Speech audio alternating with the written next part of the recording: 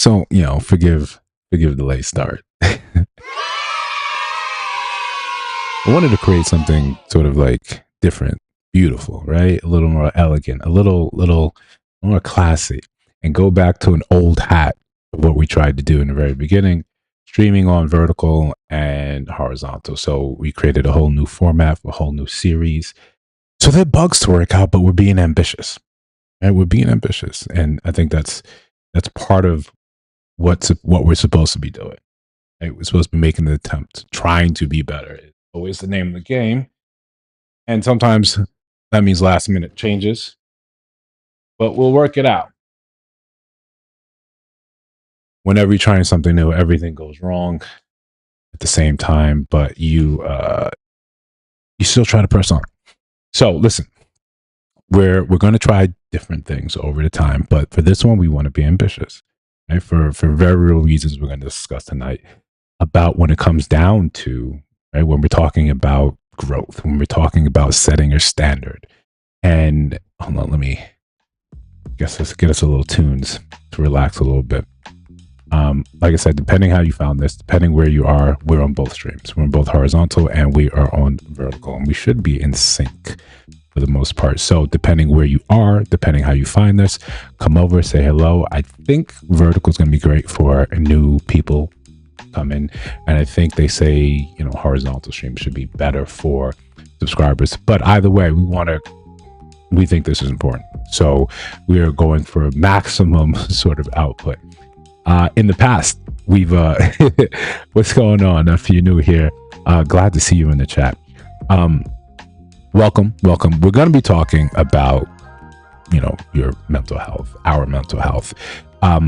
Since we realized we don't really need a license, right? If Dr. I am Brian to show us anything else, we can just gather a place together. We can come up with some solutions for ourselves. We may not have answers, but we can at least come up with one or two things that may be able to help people along, because we know it's trying times, and we often don't create spaces in which we can do anything to address those things. So on the channel, we have multiple streams going on. We have the Money Mondays, we have Subscriber Sundays, and we want to create something here unlicensed where we can talk. And sometimes the best way to help people out is by first being the person to basically go first, like Casanova did on the what Age of Disclosure, right over there. I'm like, what's going on? I'm always happy to see my brother in chat, right? And this is excellent segue, because a lot of my growth has come from this man, right? My brother. He's been there to help sort of guide and push me in the right direction that I needed to be in order to see any real change going on in my life. Sometimes you need that person to basically cut through a lot of your bullshit, right? Cut through a lot of your ego, right? We're going to be talking a lot right here today about setting that standard, and why it's important for you, man or woman, to hold to that standard. And it sounds like a very simple, silly thing to do, just to say, right? Hold to a standard. But what is a standard? Standard for me, right? And I'm going to be talking to me, and hopefully you guys can relate. I hope you guys chime in relation to some of these things. Standard for me is all about how you are when no one's looking, how you want to be in the future. You think about it, like sometimes when you're too stressed, right? You're too stressed. So much is going on in your life right now. You cannot concentrate. You cannot think. So you revert back down to a certain level, a certain persona, right? The way you are when you're sleep deprived, the way you are when you're highly annoyed, the way you are when your brain is kind of shut off. That's you. In the military, they talk about you train to a standard. You train to a certain way to be. That way, when you're stressed, when the world is beating you down, you revert to the level of your training. That's why you train over and over again. That's why boxers train all the time. The best boxers train all the time. Most people, when you're talking about the physicality aspect of things, they do it all the time. So the unconscious, subconscious just takes over that role. They're not necessary. They don't need to actually physically input anything else. They're there. They're on autopilot. To me, that's the beginning of the standard. When you get to go and know, hey, when you and your woman are arguing and she's in your face, she's giving it to you, you're getting the business. You never cross a certain line because you hold to your standard. You're always the person you are, but you have to go about developing that. So personally speaking, one of the things that I like to do is first kind of envision what it is that I'm looking to be, who I'm looking to be, how I'm looking to move. What does that look like at all times? It's important because this world will put you on the back foot. Whatever you do, you're trying to make something, you're trying to be great, you're trying to go out there and do anything. The world's trying to put you in the back foot. It's going to find a way, it's going to find some sort of mechanism to get you off kilter, especially the larger your dream, the more instances you're going to have to be taken off the path. And if you don't have a standard, you'll just kind of dip wherever. If you know you're not this type of person, then you know you never do this. And it seems rigid, it seems inflexible in a world where you increasingly need to be flexible, or sometimes you need to be gray. But there's always a level of training and discipline you never go past. What you see, and I think people can probably, attest to it, sometimes you see people that aren't who they are, right? Or they're very wishy-washy, they flip back and forth. Nothing is really sacred to them. They kind of behave and move how they want to behave and do the things that they want to do at all times. It doesn't matter. They're down for whatever. You can't really peg these people down. You can't say, yo, if I needed to describe you a certain way, no. You kind of bend with the wind. If there's an opportunity for you to take advantage of something, you'll take advantage of something. That's the type of people when you're around, you kind of feel a little slimy. So I mentioned it before on a previous stream, way back again. So, I think it's fine to go into it again. And I think a lot of these stories we can build upon by just sharing our stories. So we've got what we're trying to make it happen. A call-in feature that we think we got a little bit of the bugs out. There may be some echo issues, but it's all dependent. We need to stress test it more. But that's what we can also do today. If anyone feels so moved or they have a question, they want to share something about what they may be struggling with, or an anecdotal story about themselves and what's going on in their past. This is what we're creating this for, a space where we can actually talk about things, where we can find, again, solutions, but together. So you don't feel like as if you have to be beholden to one person and what they say. So next time when people say, well, what do you do? Right? When people start yelling, saying, how do you hold men accountable? How do you hold? Yeah, listen, we do what we can, right? We create a little community and we do what we can.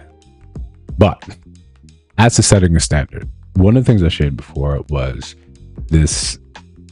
There's been times in my life where it seemed like the world sort of paused in the choose a decision sort of games, or those books that you may have read when you were little, like an RPG. Are you going to go left? You're going to go right.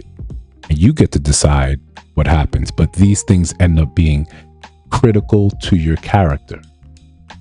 So when you don't have a standard, man, sometimes, you go left, you go right. Right? You morally gray. It doesn't really matter. You do what you want to do. But other times you start realizing that I've got to make a decision. And I've got to hold to that decision. If I want to be this type of person, this is who I'm going to be. And these are one of the decisions that go and make it later on. So high school, right? And I'm absolutely in love, with this chick. And this is from junior high school. All of it. Infatuation, love, limerence. You couldn't tell me any difference, right? You couldn't tell me about it. This was eyes on a prize. And in hindsight, you look back and you understand it's a sort of puppy love. That's not really real, but it feels real to you. And for all intents and purposes, what matters after that? If it feels real to you, it might as well be completely real. So, and since we're trying to open this up by sharing, even though it may be a bit of a embarrassing story, we started with something very simple, just infatuation. That, oh man, I'm really into her. And it grew because that's probably the first person that I really had eyes for and thought, wow, this has got to be it. This is going to be the thing. So starts in junior high school, right? And I think we make it official, and we're dating for like 2 weeks, right? But in junior high school, that was all you needed. Junior high school, seventh grade, and for some reason, and 2 weeks later, I'm sort of out of there. I'm gone, right? Yeah. Thank you for joining the chat. Marissa, what's going on? And Walter Webb, glad to see you here. So, I don't know what happened, right? I can't breathe without thinking about her. Going to sleep, I'm writing these 7-page, notes back and front. I didn't realize back then. I even liked writing back then, right? But so I'm writing all this. I'm doing all this. I'm trying to profess my love like I've seen in the movies and the series that we're supposed to do. And it's not working. Obviously, it's not working. I think we're official for 2 weeks. And I think at best I get to hold her hand one time. But that was enough, right? Depending where you are in life, that's enough. I didn't have a standard. I was just like, this is what we're supposed to do. So I pine over here for, 8th grade and 9th grade. 9th grade, and again, I'm sharing this lore. I'm just trying to now double down on all the things that they said you're supposed to do. I'm thinking this is supposed to work. I'm thinking this is how we make this thing real. But reality is often very different. Yeah, whole 4-page letter. Whole 4-page letter. So, we're talking, and she's like, all right, it's Valentine's Day is a coming. Valentine's Day is a coming. And she's telling me all the, the sordid history of all the times she didn't get a Valentine's Day gift in the past. Right. So I'm listening to this, right? Because, super attentive guy. But I'm also still good with the schooling, right? I'm still good with the schooling. This is 10th grade. So take 7 pages back and front, and leading up to that, what I end up doing is all the years that she did not get a gift, I got a gift for her, like an age appropriate gift. So if 2nd grade she didn't get a Valentine's Day, I got her something you would get a 2nd grader, right? And I involved all her close friends. All right, this is gonna go down at lunch, right? Like the movies. It all goes down at lunch. This is where we're gonna make it happen. So, simple. Every friend that she had during, the letter would direct her to look a certain way, look at a certain friend, and then that friend would go up and give her a gift, right? The age appropriate gift, right? So, of course, it's going to be a spectacle, but what I've learned or come to understand back then, it's not just you get a gift. You could get a bunch of stuff and dump it on someone's lap, and they'll be like, "What the f- is this?" they'll literally be like, "What am I supposed to do with this?" But if you make the presentation matters. Sometimes just as much. So I go with the presentation idea, right? So 7 pages, and there's like maybe 14 gifts because that's how many years she did not receive the gift. I think this is smooth. I think this is beautiful. I also have a biology test that I absolutely kill it. I kill it. I'm so nervous here. I'm so excited. So lunch comes, right? The tater tots and the circle pizza with the 4 little pepperonis on. I'm not really sure if what we had for lunch back then. I don't seem like a psycho. Like I know every bit of that. But what I did know was just like it was game time, right? it was game time.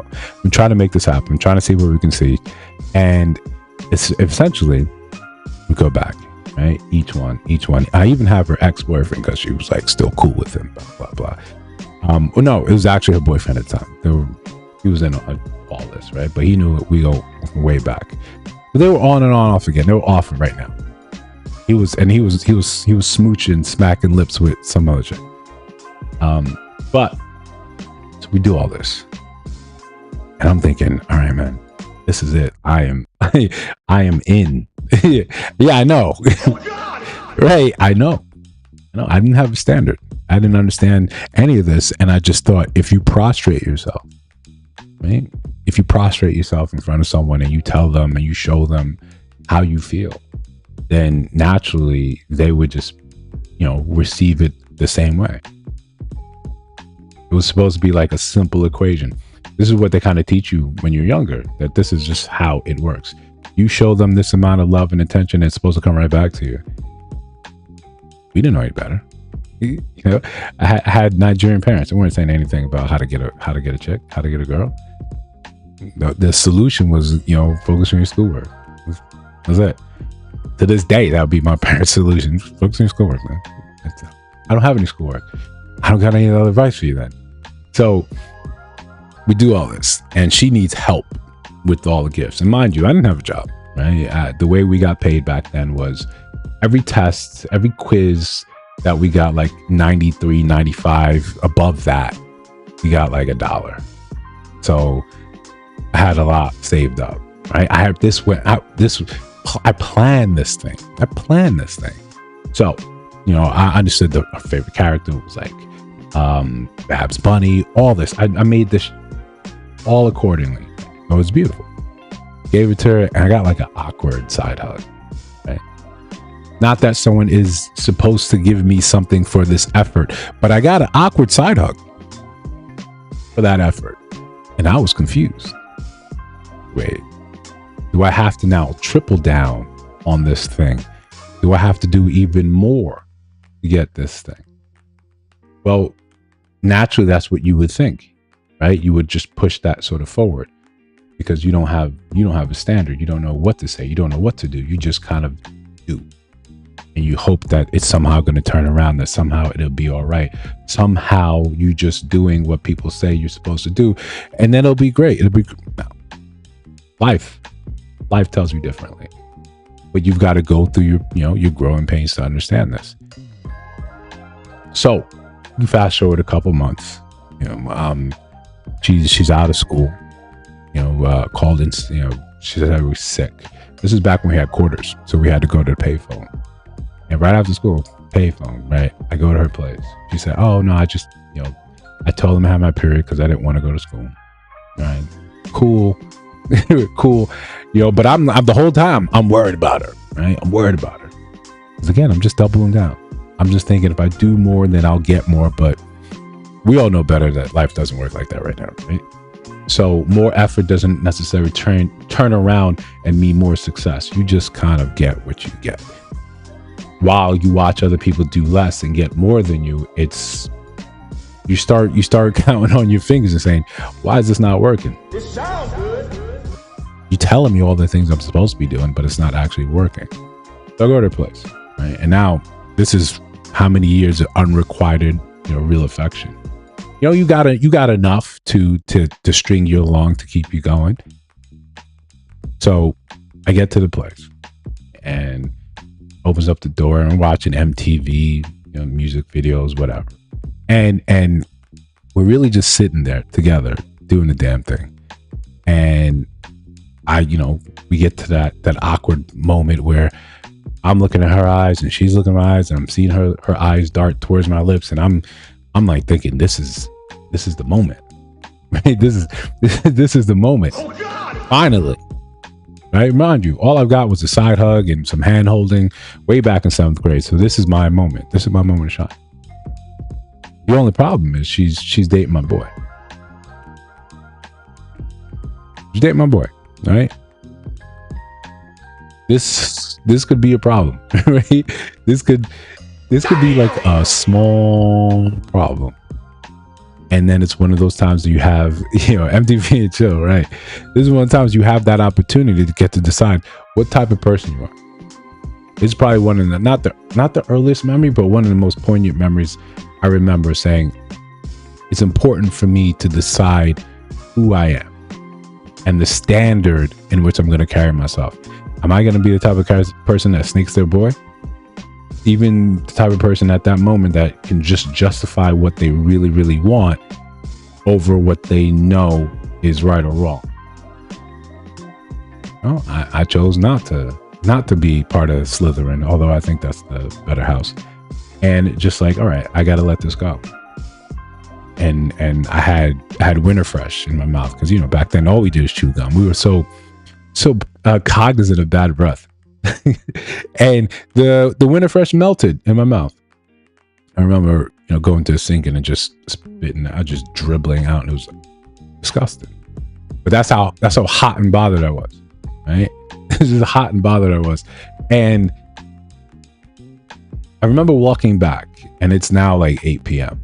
And now I'm walking back home, but I'm proud, right?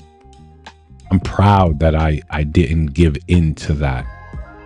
And that, for me, it started this little stepping stone, this little bit of foundation that I think I started building upon and saying, we hear so much about pride being so detrimental. Pride cometh before the fall. But being proud of the decisions that you make gave me I guess a cleaner feeling of pride. I didn't feel like I did something wrong. I didn't feel like this was wrong in any type of sense. I felt like that was a good decision. You should be proud of that. Why did we not trying to stack more and more moments like that, right? This is us taking ourselves back into the present time for us men, right? Because, I can't speak for women and what they like to do. That's why we trying to create a call-in show where you can come and share your own story. But the whole point of it was to say, now that we had that opportunity to remove ourselves and just say, why today are we not stacking moments of where we're just proud of our decisions? It's like when you strip us of all that makes us who we are, then we start trying to really respond rather than make informed decisions. Rather than say, we should be moving like this, we should be doing this, this is better for us, this is worse for us. We're doing, like an exposed nerve, all we're doing is responding again and again and again and again and again. In reality, that's not how you're supposed to be. That's not how you're supposed to move. You're supposed to understand, okay, this is the game. This is what I'm looking to do. This is what's important. This is how I make these things. This is how I make better decisions here. You don't get that opportunity when you're just kind of responding, when you're on the back foot, when you're just moving and moving and moving. So how do we start setting that standard? You start saying, who do you want to be? What do you want it to look like? It's a thought process first, right? Where the mind goes first, the body will follow. You have to, I liken it sometimes to thinking about Super Saiyan. Right? That imaginary sort of look, that image, that perfected image, or the thought that, in the multiverse, right? In the multiverse, there's versions of you that don't rest, right? That version of you that is disciplined, that goes to the gym every day, that does the work they're supposed to, that doesn't doom scroll, that doesn't waste hours of time, that doesn't stalk your ex's page. That version of you, would beat the version of you today, who you are now. And I never want to be, when all the, if anyone here is familiar with the comics, then shout out to my brother for the Doom shirt. When you see all the times when Spider-Man ends up with a bunch of his variants, you got to think, you don't want to be the least, right? You don't want to be the least version there. They're like, oh, you never even got powers, right? Oh, Mary Jane, you never even met Mary Jane. Oh, Gwen Stacy never got the number. You don't want to be that Peter Parker. You don't be that version of yourself in the multiverse. You want to be the one that said, yeah, I want better. And this is where I'm thinking about more and more pride, where it's become tied into what I do. So when I create something, when I'm trying to get good at something, the first effort, the first thing, right? The first step, that's usually the hardest thing for you to do. I just say, let me do it as best I can. Let me start the stream a little bit late, but look about all these little things that we try to incorporate in. Try to fix this, fix that. That got broken in the process. Go back and fix it. But now you understand how to fix it, because each time you made the attempt, you tried your best. You put real effort into it. That is becoming who you are as a standard. My siblings and I, we joke around a lot. And one of the things we'll end up talking about, like when it comes down to, hey, we're trying to make this and this happen, or they're doing something I find, oh, it's kind of dope. and a little challenge goes my way, I say, yo, don't challenge me, don't activate me. Right? A lot of my close friends know what I mean by that. Don't activate me, because once that competition comes in, that gene is turned on, then that's all I want to do. It's all I want to do. I want to compete. I'm gonna keep running into a wall until I make something happen. That's how I wrote a book. I just kept running into a wall. I said, nope, it's not good enough. Do it again. Do it again. Do it again. Do it again. Until you amass enough skills, enough talent to make this thing happen. It's not an overnight thing. It's not I just touched this and look, it's an amazing thing. No, it takes time, it takes effort, but you do it again, you do it again, you do it again, you do it again, and you do it again. That's the standard. Anything I touch, I want it to be known like, oh, he put real effort into this. If you need something from me, and a lot of my friends can attest, hey, can you look over this? I don't know how to word this. I don't phone it in, right? Like, I'll stop what I'm doing and try to put real effort into that, because that's the standard. Now, does that get you in a place where sometimes people end up trying to take advantage of that? Yeah. I had a friend who moved like that. And again, right? Because we're here, we're sharing in the hopes that we can inspire someone here, or maybe someone on a replay game, to sort of adhere to this and say, yeah, maybe I could be open about stuff that I'm experiencing, some of the stuff that I've gone through. But I noticed, this is over time, it was whenever, hey, can you help me out with this thing I got to submit? Can you help me out? Well, could you proofread this? Could you write this up? Could you take a look at this for me? And, he got in a spot of trouble.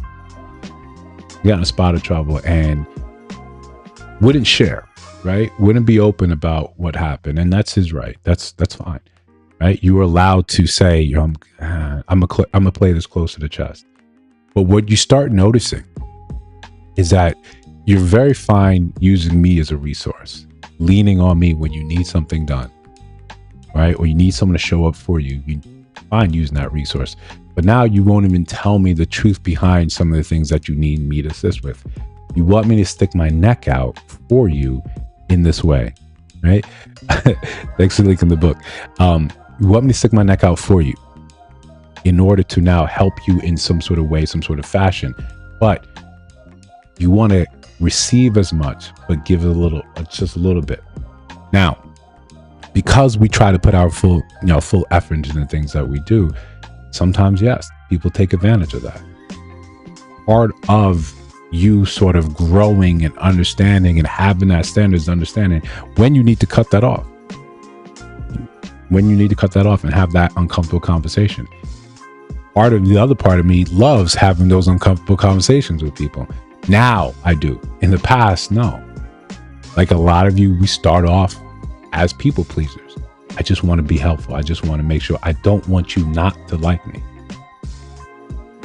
I think the way we're sometimes socialized is to be people pleasers, is to get along so we can get along. But you end up taking more and more away from you. You can see the same things that we do when we're talking relationally between men and women. And now I'm speaking to the men directly, right? What we do a lot of the times is we end up silencing ourselves, diminishing ourselves, and I hate to take the term for women, diminishing our sparkle, right? Where we end up just kind of giving in to more of what we should be doing, rather than saying, hey, this is important to me. I don't want to do that thing. No further explanation. Hey, could you run to the store? I know you've just finished working, 12, 13 hours, and I've been home, and it'd been just as easy for me to run out to the store and get these things, but I want you to do it. And you're just like, okay, exhausted.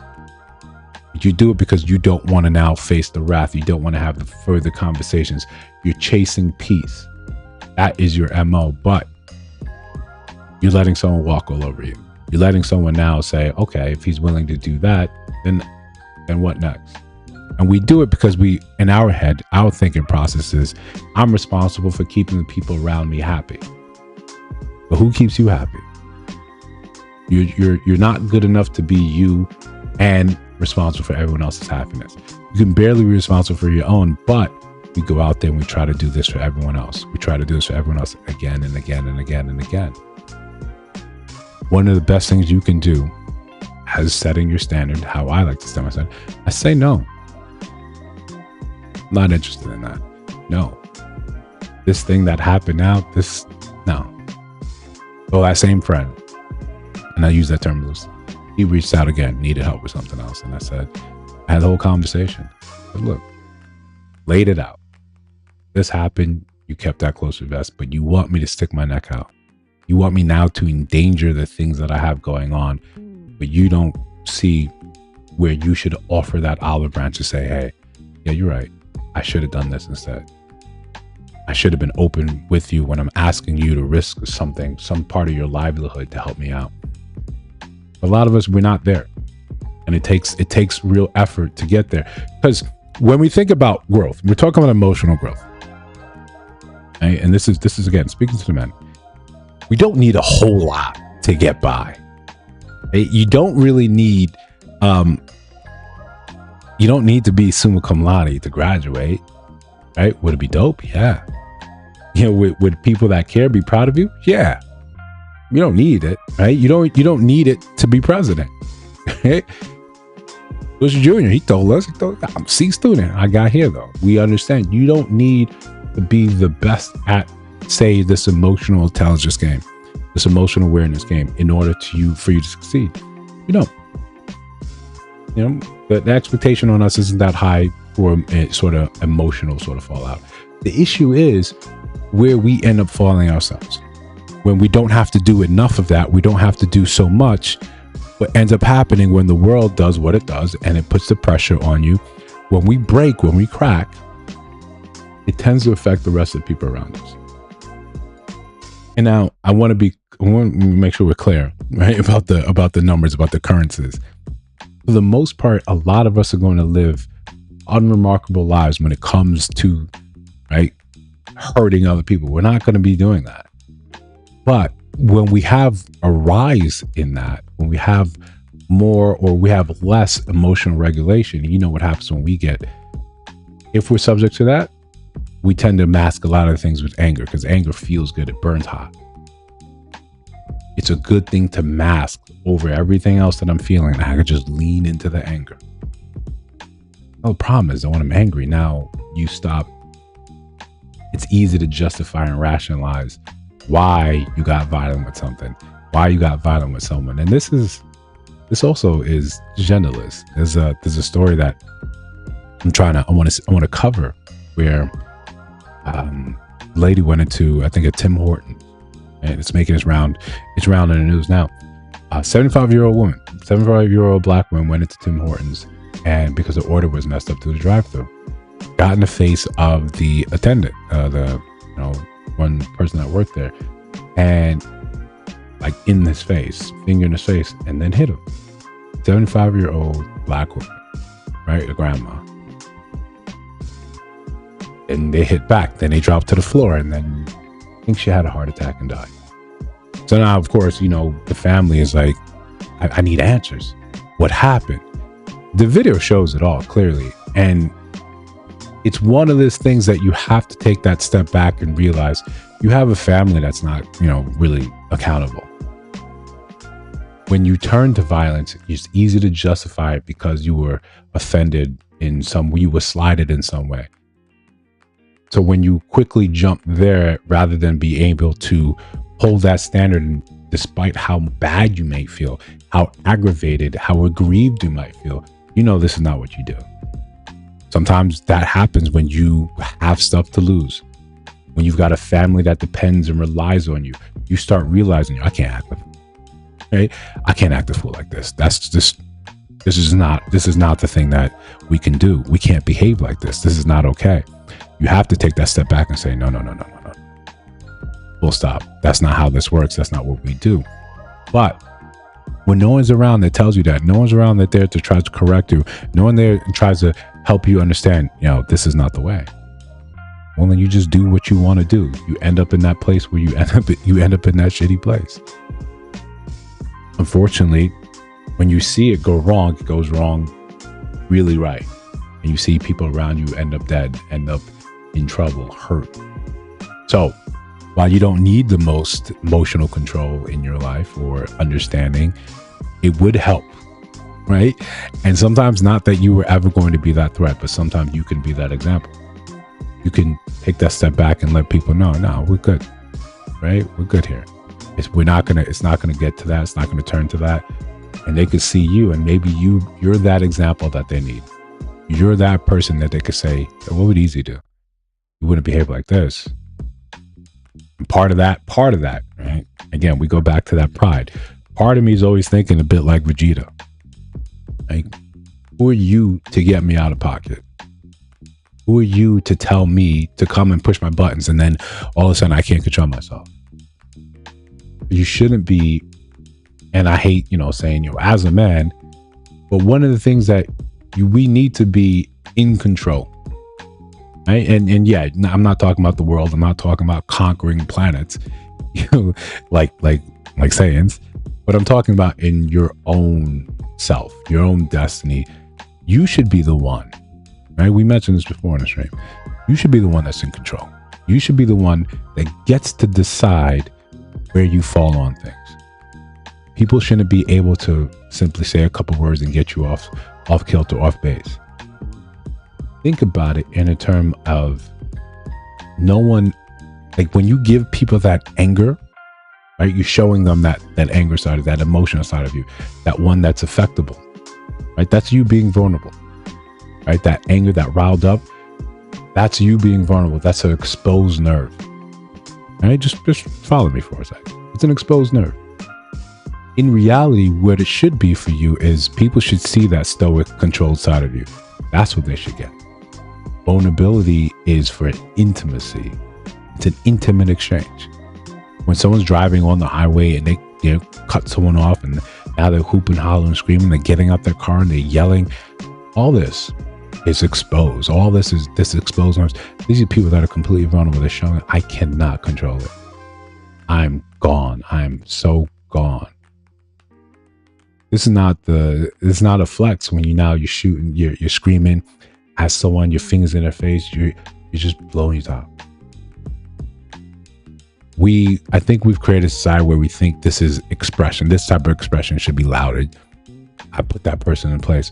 Or when you finally come down off that high, you look and you say, all those actions that you normally would have taken, you didn't because you were vulnerable. You were exposed. Now you shared this intimacy with some stranger, some person that actually annoyed you, some person that was looking to possibly hurt you.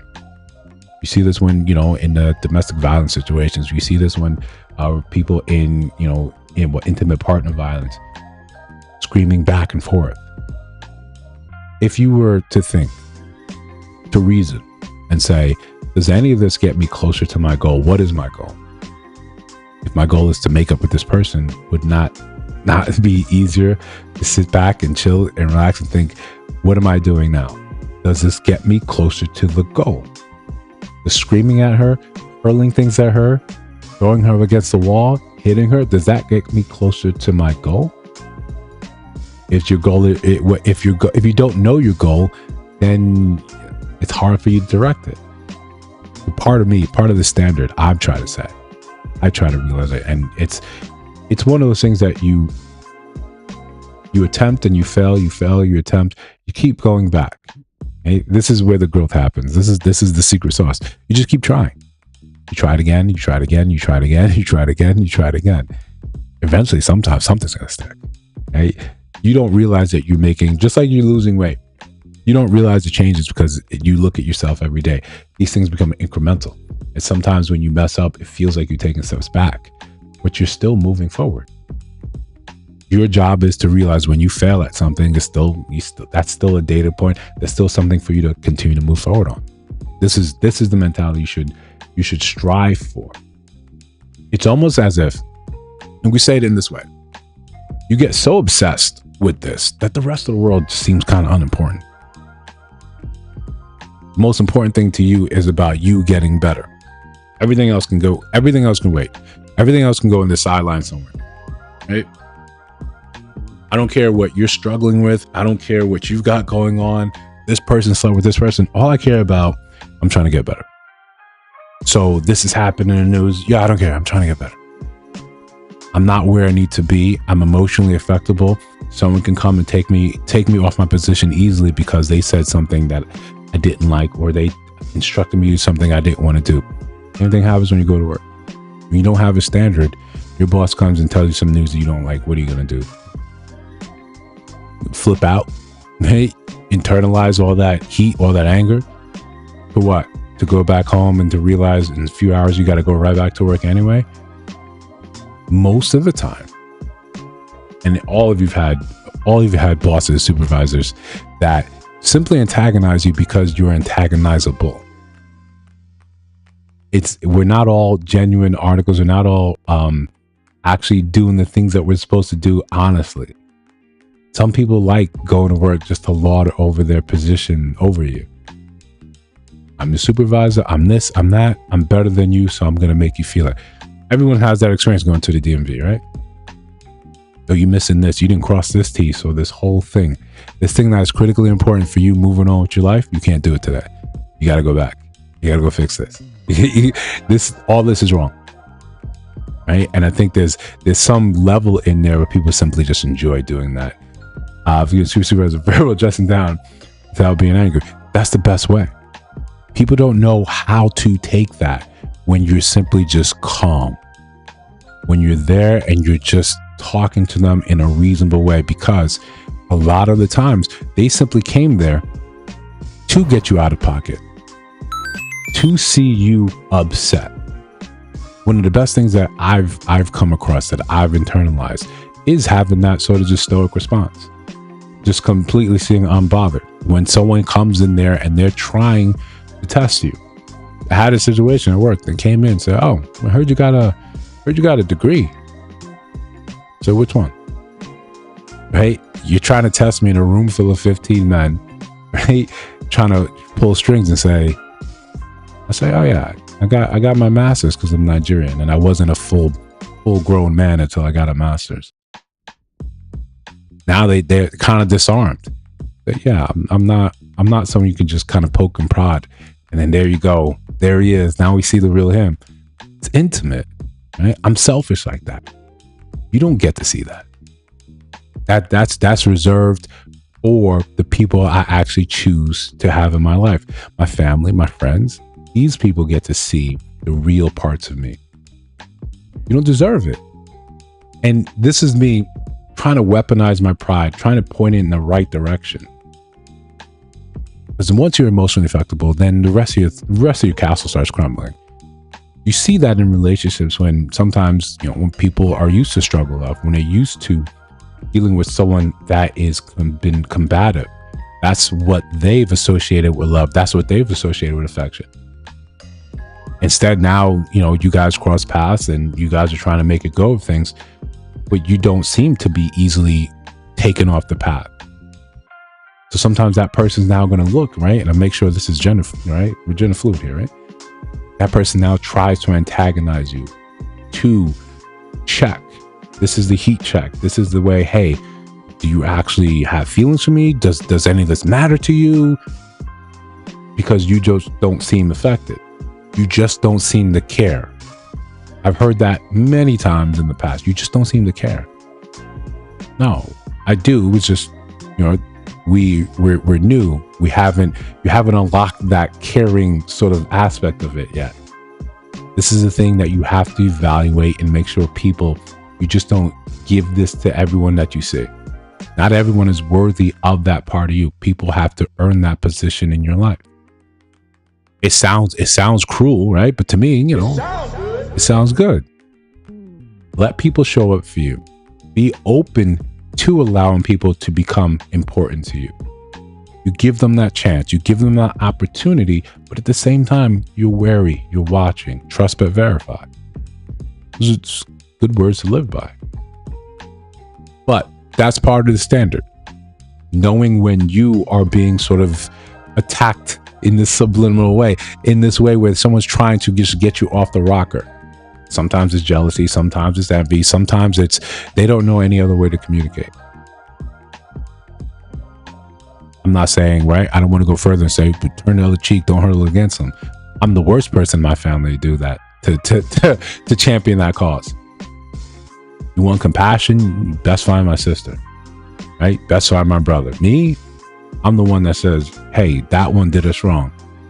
Okay, now let's construct a plan to, get revenge. But that has to be a thing that's activated at the right times. That's not how you should be going out the rest of your life. Not because, let's say, you can get away with all of it, right? It's because it changes you. It changes who you are. This is another thing where, say, this is why you having that standard is important. There's going to be so many opportunities where someone disrespects you, someone gets after you, where you take it as the perceived, like you perceive that someone did something to you. Sometimes it's just they've done nothing, but how you take it, how you took it because of what you've gone through that day, what's important, what's affecting you. So if you're not aware of how you're actually feeling emotionally, and this happens all the time to me, especially as I don't get enough sleep, and you're around someone and they're doing something, they're saying something, and you are annoyed, and it sounds or it feels like it's them, but you got to take that breath and say, wait a second. Let me do that heat check first. What's going on with me? Because I was that person before that would simply get grumpy, get grouchy, and take it out on the people around me. But those people are always the people around you are the people that you want around you, people you actually love and care about, but you take it out on them because you don't know the difference between what's affecting you and what is being affected by you. It's not that hard to do, right? And for most of the things that I try to look at, as a man, I'm always trying to blame myself first. I'm always trying to say, what did I do here to affect this? Now, I'm saying all these things just for an example of how I like to set my own standard. Because once I'm firm in that, there's really nothing you could say or do. And like we take this YouTube journey for an excellent example. We come on here and we're closing in on the first year. It was going on over in this on the horizontal one. So when we started this, like I said, almost a year ago, there was a thought, okay, how are we going to do this? Right? Just simply, and I made some videos before that you guys would never, ever see. Right? They were filmed on the camera. I took the flash card, I burnt it, and then I scattered the embers and the ashes to the wind. You'll never see it. It was terrible. Right? Not that what the first videos you put out were superb. Not that any of that, but I knew that, if you saw the setup, you saw the behind the scenes, you saw sometimes from stream to stream what we try to do, and sometimes in the last hour, I told Marissa today, yeah, there's enough time for me to start something, try it, break it all down, and try it again right before, and I'll still be late with the stream. It's just like, yeah, that's it. I'm like, yeah, it ain't easy. I'm like, yeah, that's actually really fitting. So starting the YouTube journey and then dealing with a lot of detractors, you get a lot of hate because you're putting out an opinion. And it's very easy, right? For originally, I'm checking every single comment I want to respond to. I want to make sure my point is well defended, it's well taken, it's well understood. And then you begin to get a better grasp of the scope of things. That people live so radically different lives than you do. What they're doing, what they're feeling, what's going on in their lives, it could be radically different from you. Radically different. And you're here trying to make sure that they adhere to what you believe. Oh, someone didn't like this. Okay. And that has to be fine. I don't have the ability to tell someone that they're wrong, that they should believe what I believe the way I say it. In fact, I think most people should disagree, right? The way the things I think make sense to me, right? I think they're well thought out, or at least they're well defended. But when I'm wrong, I want someone to say, yeah, I think you missed a step here. It only strengthens me. It only makes me better. But that's a process that, one, you got to get your ego out the way. And I it's easier for me to do that now than it was in the past. infinitely easier for me to do that now than it was in the past. Because I take pride in the attempt, in the product that I'm trying to put out, rather than, is this completely 100% right? It's the same when you're trying to learn a language. You get nervous of speaking because you want to sound and you want to enunciate, you want to pronounce everything perfectly. You get so nervous you don't end up speaking. You don't end up really learning the language because you're too afraid to speak, too afraid to make the attempt, or you're too open to the criticism. I've had, one person that I knew loosely in real life. We went to the same high school for a couple of years, really knew my brother, and came and was not happy about what I was putting out. And I'm always very cognizant of the women that I know and women I have in my life, that they're Black women. And when you consume a lot of stuff on the internet, especially in red pill and red pill adjacent spaces, places in the manosphere, you hear a lot of people be very denigrating towards women. And I try to stay very, very far away from that.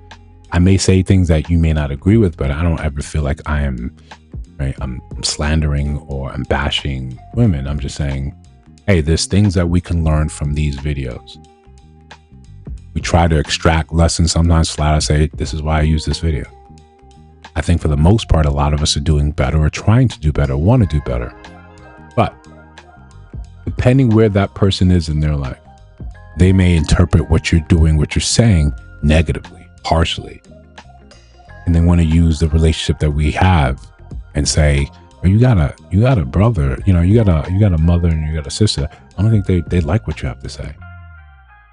I'm constantly aware of what I'm trying to say here. And the same things, the same conversations I'll have with my mom, I'll have with my sister.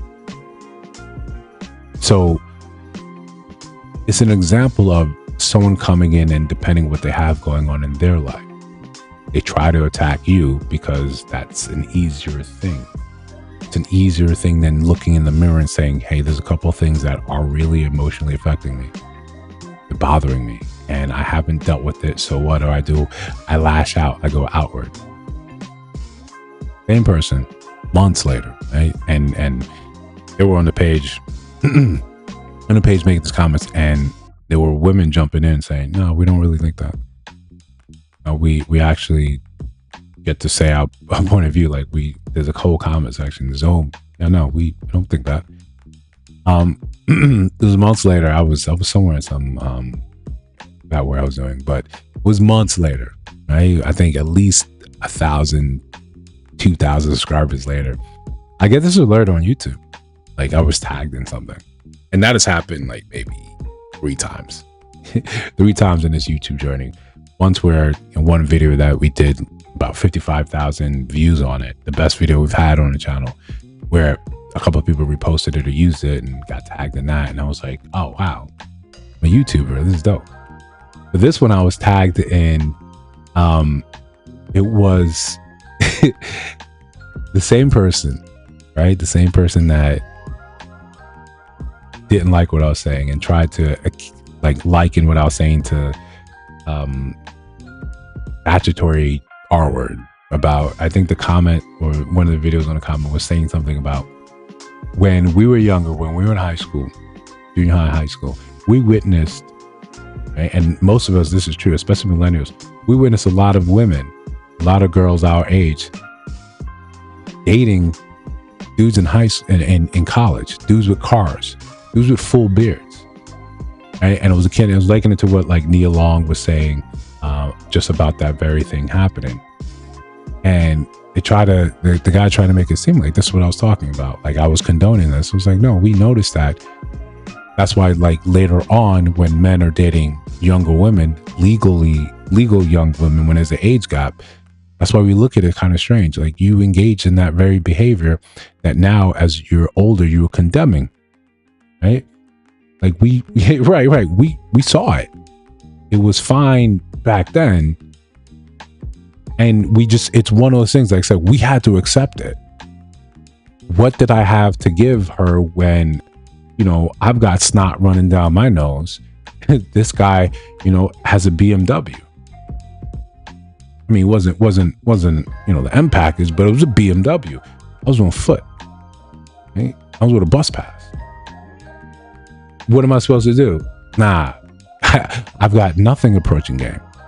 Now you shouldn't be with him. You should be with me. I wouldn't even know what to do with you outside of hold your hand and buy you Valentine's Day gifts that you don't appreciate. We just had to say this is the game, right? This is just how the game is. I went to John Adams High School, BB, Queens, on Rockaway Boulevard. But this is just how the game was. And this is first of all just in New York, right? It's in New York. Yes, they bragged about being with them. Yeah, we got called all that. Listen, this is not a dog pile moment. This is just being a vulnerable moment. A lot of us, that was the example we saw. We didn't know anything about Romeo and Juliet laws. We didn't know anything about this is statute. We didn't know anything about that. We just knew what we saw in Dawson's Creek. That's it, right? And a couple other movies. That's it. That was my knowledge. But what we did see is school let out. Dude came in a car, and it's not just her. A bunch of other of her friends jumped in the car. Gone. They're going in the mall, going in the movies. I don't got mall or movie money. What are you supposed to do? Did we think if anything, we thought it was unfair, right? Even you going to prom, you grown ass man here at prom. What are we supposed to do? Right? Now, do we think that I can't wait to now repeat that? That wasn't even a thought in my mind, right? That wasn't even a thought. Yeah, just reminiscing, right? I didn't think as soon as I get on, I'm going to come back to high school. Nah, as soon as I left high school, I was like, I'm done with this, right? I'm done with this. Great memories and all that, but I'm not coming anywhere back here. You get to college and you're like, oh, I don't got to ask to go to the bathroom. This is amazing freedom. But I went to commuter college, so we still had to go back and forth to make that happen. Fact is, though, we saw it. We saw it, and we just understand that this is how it went. So he took that and he ran with it and tried to ask me questions. Are you trying to say this, that? Was no. And I just kind of reiterated what I said in the whole post, right? I got stories that would make you scratch your head. Listen, yeah, no, we're trying to set up a call. Let me see if we can set it up. At least put the link in there. So if anyone's actually interested in Mercer, that was a smooth segue, by the way. I'll give you that. I'll give you props for that. So yeah, that's a link for we could do the call-ins. So look, so he was upset about this. Boom, boom, boom, all that. Great, cool, whatever. Sucked. But we all told him, yo, we're good. Yeah, definitely why you didn't want to be here in the States. I salute your mom for holding you back, right? Oh yeah, you're right. You're moderator, you can't pin it. All right, spend. So he tries all this, and people are like, in the chat, in the comment section, like, nah, buddy. Nah, buddy, none of that makes sense. With everything you're saying there, none of that makes sense to us. We don't agree. We don't believe you. So months later now, he goes and he buys my book off Amazon. He creates this 10-hour YouTube video, just bashing the book. 10-hour video. Think about how many 10-hour video. Right? And I get the YouTube notification. Like, oh, someone tagged you, son. I go click it. I'm like, what is this? It's him reading the book and already just saying how much he doesn't like this, how he doesn't like that. Then he also went to Amazon and gave it a 1-star rating. Now we talk about being emotionally affectable. We're talking about how easy it is for you to be hurt, right? Oh yeah, I didn't do anything to him. like legitimately, I didn't do anything to him.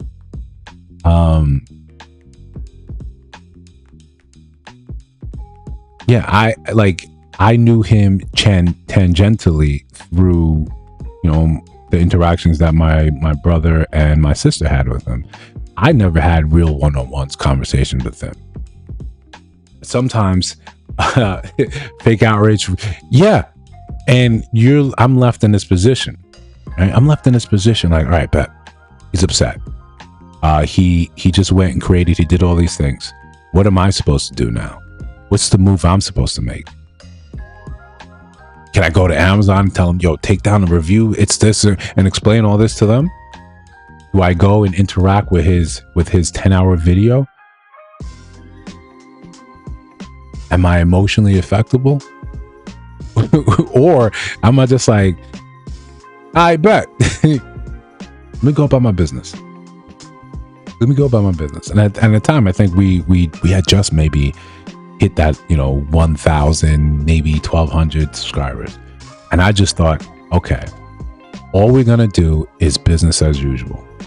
That's all we're going to do. We're just going to keep pushing, keep doing the things that we've been doing all this time. And then when we look up and whenever he decides to check in, whenever he decides, oh, this page gets shut down like I intended, whatever he's trying to do, all he has to know in reality is like, we're not thinking about you. Our lives haven't really changed. We just still are trying to, engage on this journey, trying to create more and more. This is the best solution I've ever found out. It's just that your attention is the entirety of the existence. Your attention is everything. How much attention you devote to something. And a lot of people, when they are, again, emotionally affected by themselves, when they are hurt, when they are broken, when something is going wrong with them, when something is happening in their life, they want you to be affected. They want you to come out of your place, to put you on the back foot. Here's where it's crashing out. Definitely, right? And that could have been a nice Sunday, Sunday segment. This is definitely you trying to, but to me, it sounds more like you want the attention. You need the attention. And I'm just looking at like, I'm a very, very small channel. I'm new at this. I'm going to make mistakes, but I don't think I'm saying anything that's demonstrably hurtful or something that my people wouldn't be proud about, that they wouldn't come back and say, how dare you say something like this? I think in reality, they'll, no. Do I say things that my siblings probably don't agree with? Yeah, probably. That's fine. They say things I don't agree with. Why? We're not all copies of one another. We're all supposed to have our own thoughts, beliefs, and actions. That's just got to be fine. That's just how the game is. So we leave it, we take it, we keep it pushing. We just say, in my head, I'm like, I hope you get the help that you need. I hope you get the attention that you're looking for somewhere, but that's not me. That's not here. The way I look at it, and this is where the pride comes in again, right? This is where the pride comes in. The way I'm trying to move, the things I'm trying to do, I'm on an ascent. I'm moving in a certain direction. I'm trying to be better than I was, last year, every year. I don't want to find myself in the same position. When people talk about me, I want them to be like, you ain't slow down yet? You ain't get fat yet? I want to run into people that I used to know way back when. I want to look at them and we have that silent exchange like, yeah, man, you stop trying. Stop trying. Right? Oh, what have you been up to? A little bit of that. A little bit of that. Right? I could go off to Mars and be like, no, same old, same old. But we all know what the same old is. If you're curious, if you're a little bit in touch, it's like, yeah, no, make things happen. Sometimes you meet someone new and they ask you, what do you do? And you start talking and you keep talking because you never stop. You're always trying to do more. That's me. That's the revenge. Oh, I had this and this to say about his channel. Okay. I tried to get at him. I bought his book and tried to flame it. What did he do? Nothing. I don't think he knows. That's it. That's it. To me as a man, that's it. I love moving and shaking like that. Just like, yeah. Cool. Do what you got to do. It's a free country. Do whatever you want to do. I'm good. My standard is not to devolve and to be pulled down into whatever mud, wherever level you're sitting at.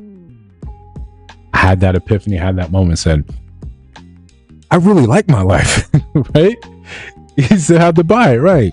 I said, I really like my life. I like the direction it's going in. I like the things that I'm trying to do. I like the things that I'm failing at. I like that I'm pushing the envelope in areas that I think that are important. Can you say the same thing? I know I don't have to check in with you to see, yo, are you okay? All I did, I think I told my siblings, like, yo, check on him. He might need help. I don't know what's going on with him. But we never had enough of this sort of reaction or interaction where any of this is warranted, where I'm beholden to you, you're beholden to me. We may have said 5 sentences to each other. Like, all right, you know, what are we supposed to go from here? All I can say is just wish you the best. And that's as effectable I like to be, because you know what? Crashing out like that shows that person that, yeah, you're out untouchable. They weren't sure before. They tried it because you consider it. Someone has the ability to actually reach out and talk to you. They know your siblings. They can reach out and grab your number. Your mutuals on the other socials. You can reach out and talk to me at any point in time. But you choose this place where you're trying to destroy something that I'm trying to create. Why? This is what I hope that us as men sometimes realize. Not everyone that's around you, not everyone that has your number should have access to you. That's another standard. I used to be just like you guys. It sounds good. Right? Just picture, just follow it. You get a notification on your phone and you run to respond. You want to clear out those notification badges. We're trained to zero those things out. We're trained to make sure I reply to every single message. I reply to every single email. That thing is zeroed out. It annoys me when I see something there. And then maybe 2 years ago, I had this thought. Dark side voice. Exactly. Yeah. You know, just hit him with the mega beams, right?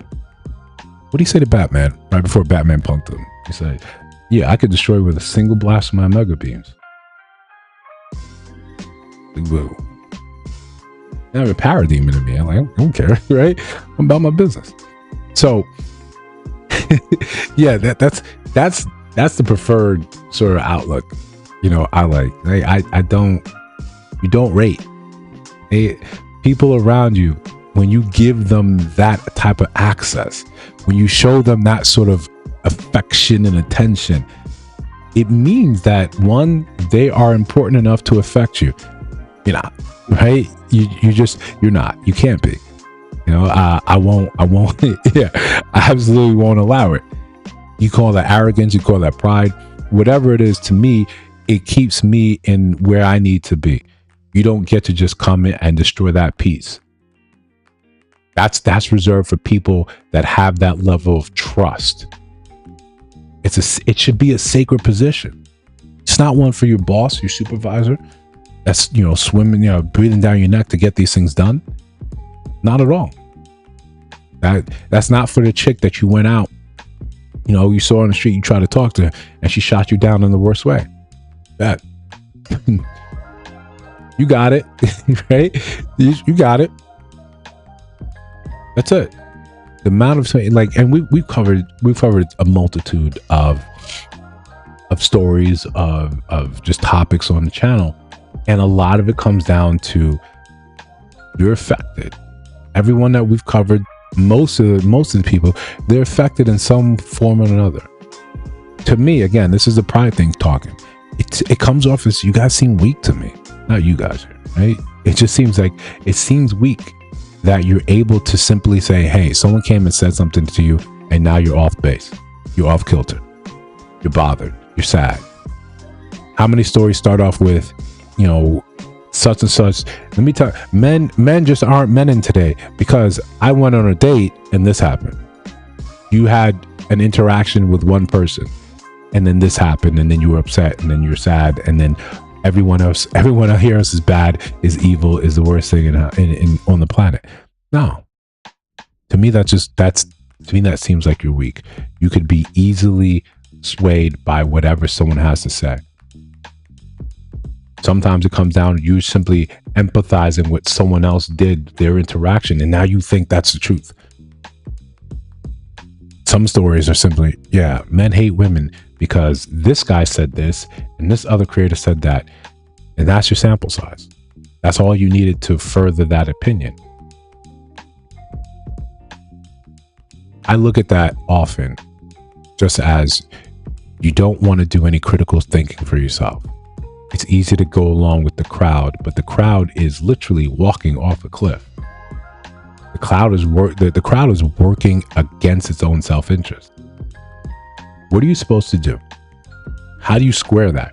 Right? And you guys know, you probably know what's the name. Call Her Daddy. That podcast.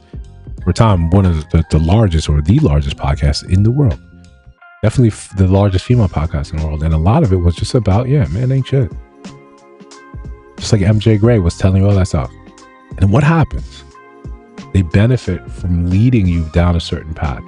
You listen to that, you internalize that, and you in yourself, you say, yeah, these things ain't shit. This is shit. You say all of that. And then turn around, what happens? You see them get married, get engaged, pregnant.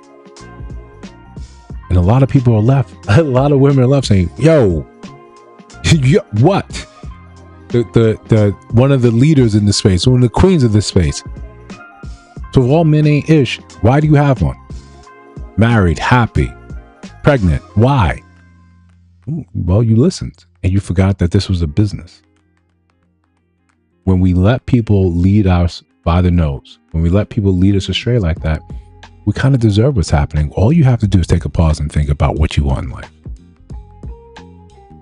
What I want, and I mean, there's a double-edged sword to what I'm doing, but I just want to be better, and I need full access to a 36-hour day to make that happen. And even then, if I had that, I'd still not sleep enough. If that became my passion, my drive, I'm attempting something, I want to put my full effort into it. I want you guys to know, yo, Eze was here. Eze tried this. This is what he left. This is what he actually managed to make happen. Rather than just, you show up and you're just like, okay, it is what it is. This happened, this didn't happen. No, put in that real effort. So that's what as the channel started to grow and you hit these challenges. And the first challenge we said, the first video was about straight up just discipline, right? We wanted to show what that looked like for people, what that looked like for this channel. Were you going to show up? Were you going to do the work? Because it's easy, right? When you first start, you start looking at all the stuff. You start looking at all the examples of what people say. All right, this is what I did for the channel. How long it took them to hit 1,000 subscribers and the requisite watch hours to get monetized. All of these things. People say it takes what it takes. Some people do it in days. Some people do it in years. Most people do it in years. Most people fall off, stop being creators because they simply didn't get monetized. They weren't getting the traction they needed. So I knew, you had to, if I'm going to do this, I'm going to have to actually put in work. And the best way for you to get better is to try, fail, try, fail, try, fail. How many different ideas I tried and abandoned, and it came back and said, actually, you didn't know enough to make this thing work properly. Go back and do it. Go back and do it. Go back and do it. The very first video that I guess you guys will never see, I had to cut it up so much times. It all just looked herky jerky, but I didn't know how to properly edit that. And now I'm enjoying making the the American Greed videos. I'm just looking at this like CNBC would be proud. Right? This is a great video. This is a fantastic video. And then you make something like this that you put your heart and soul into, and then it gets like 38 views. And you're like, damn, that's all right, let's do it again. And that has to be the mentality. That has to be the mentality.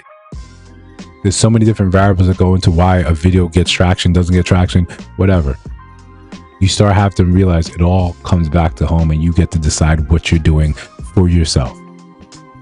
You can be, as creative as you want to be, or phone it in. Sometimes it doesn't make sense. Sometimes the phoned in video does a lot better than the high effort one. And you just got to shrug your shoulders. I guess. Yeah, I guess. We try to change up the editing for shorts, for long form. And at a point in time, I want it to be a point of pride when someone looks at the video and says, oh, that's kind of dope. That's good. That's good enough for me. I was kind of okay, right? That's kind of dope. Add trailers to the beginning of lives. I think it's kind of dope. Like, you know, you get to sit there and giggle about it. You get to amass all these different skills or all these different things that you can do now, simply for the love of the game. But I know part of that comes down to you have to have all these other areas in your life taken care of. Probably one of the hardest things that I'm doing right now is dealing with the psychology of putting stuff out there, putting high effort into something and not getting that return back. Everything else, most of the other things I've done in my life, you can see that return, or at least you understand the time frame in which you're working on. When other people's opinions, views, their usage time, all these other things become a factor, when an ever-changing algorithm becomes a factor. And then when you start comparing yourself to the giants in the space, and you're left saying, what am I doing wrong? What am I doing wrong? You're comparing yourself to a giant. You're comparing yourself to Zeus and saying, why is Zeus getting results that Zeus gets? Zeus did the work when he killed his father, right? Zeus did the work. I didn't do the work. I'm still doing the work. My path isn't the path of Zeus. It's not the path of Kronos. It's not the path of Titans. I've got to sit here and build it. You know, like Franklin said, I got to build it, you know, brick by brick. We got to try stuff. It's got to fail. We got to try stuff again. Got to fail. Even today, as we try this stream, okay, are we not getting the views we want? Yeah, we want thousands of people in here. But does that mean it's not worthy? No, we try again. We try again. We try, fail, we edit. You got to get obsessed with that process. So I'm saying, again, I'm speaking for me and what's worked for me in my life. When I've not been like this, is because I didn't have a path. I didn't have a standard. So anything that happened was enough to take me off the path. It was enough to make me meander and wander around. She said this, she did this, I'm upset. Right? Oh, I woke up, I'm in a bad mood because she was in a bad mood. And now I'm in a bad mood for days. I've wasted days. And you know, when you get in that space, when you get in that mood, you're not doing the things that you need to do to actually advance. I'm just mad, I'm just upset. Instead, now as you grow and you become more and more, you know, solidified in your path, you start to realize, nah, I'm in charge here. I get to decide what type of day I'm having. Sure, there's sometimes the hormones do what the hormones do, but for the most part, you get to decide who and what and how you want to be. No one else gets to make that decision for you. No one else gets to come and say, yo, Eze, you're gonna have a bad day today because I deemed it so. It doesn't work like that. Let those people rock. You make sure you know who you are and how you're moving. That's all that matters, right? And that's my thought process. That's how I think about it. That's why I'm so bent on you having a standard.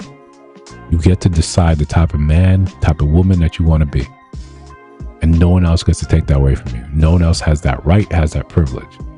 You don't let other people just come in and say, yeah, congratulations, here's your bad day. It's an intimate thing. You're not allowed here. You know, peace, love, best of luck somewhere else. That's my point of view. That's my point. But look, you know, we got a call-in show. So if anyone has a call-in, want to share a story, anything that they've been going through, at least we can stress test this thing bit by bit. No pressure. Right? We know, just like this channel, this is going to be an ongoing thing, an ongoing endeavor. We're trying to make this a bigger thing, and it's going to take time. Right? Like I said, we're coming up on a year that we've had this channel active, that we've created this thing. It is what it is. It's going to take time. We understand this is a multi-year endeavor, right? And we may get to the point where YouTube changes too significantly, and there's nothing that we can actually do. Hey, the algorithm has decided this is now what we're doing as an algorithm. The stuff we're doing now doesn't make any sense, or it goes so far left that it's no longer a viable strategy in life. But at the very least, we'll have a whole body of work, of effort, that we say, oh yeah, no, it's not because they're lazy. It's not because they didn't make a go of it. Here it is. Look what they've done. Look what they've accomplished. Look what they managed to do. This is what we're trying to accomplish. This is what we get to set the, you know, the tone. And people can look and say, look how they started, look where they ended up. To me, that's the goal. That's always been the goal. How many subscribers, how many views, what can we do along the path? What type of impact can we make in the space? Can we create a place where men and women get to talk and have it out about things that are really bothering them? We're going to make the attempt, like everything else. How big or not that goes, that's dependent on, you know, the viewers. That's depending on the algorithm, how the algorithm decides the algorithm. YouTube is as YouTube is. There's not a lot we can do. We just do what we can. We show up and we do exactly what we can and what we can offer. After that, at least we can keep our head up and say, you know, we actually put in effort. We didn't sit by the sidelines and complain. We didn't buy someone's book and make a 10-hour YouTube video just upset at them. Okay? We didn't do anything like that. We sat down, we kept our head down. Oh, that shit's happening over there? That's cool. Here's how we're going to live. Here's what we're going to do. Because at the end of the day, we want to make sure that we're still us at the end of these projects. We still want to make sure that we haven't given away who we are in order just to succeed here. I don't want to create a space where we're just yelling and screaming at one another, calling people, you know, this is big. We don't want to do that. And again, I don't want to have the conversation with my mom, which is going to be a very, very long conversation over and over again about that. So that's why we created Unlicensed, where we can come, we can talk, and hopefully, you know, we can do enough of these where people start to feel like, okay, I'm looking forward to this because I want to talk about some issues. I want to be heard about X, Y, Z. You don't got to be on video. Sometimes maybe you can just, it's fine, you know, just having the voice. But either way, we're going to stress test this thing. We're going to find ways to actually protect the channel while we do this. But for now, we got Subscriber Sundays. That's the next live stream coming up, unless I sneak another one in there on Saturday. But as we know, this is touch and go. Subscriber Sundays, we had a great one last week, so I hope to see a lot of you guys there. And again, we wanted to create something beautiful, so enjoy the outro. I did not know I held so much goodness. All seems beautiful to me.